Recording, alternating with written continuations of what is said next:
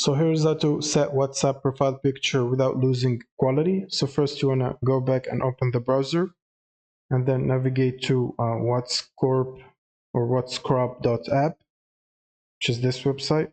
Now you want to click on choose image and pick the image that you wanted to use as profile picture.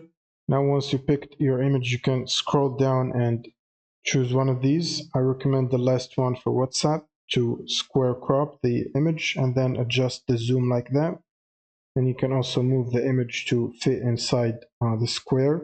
Now you want to scroll down and click on download to download the final image.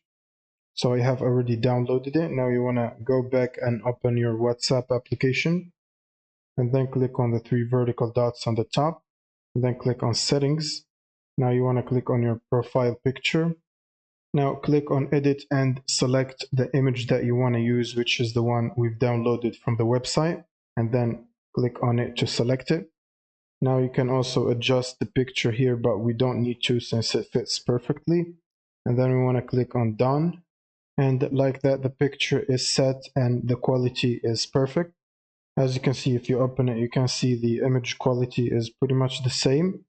And that's pretty much it. Thank you guys for watching and subscribe.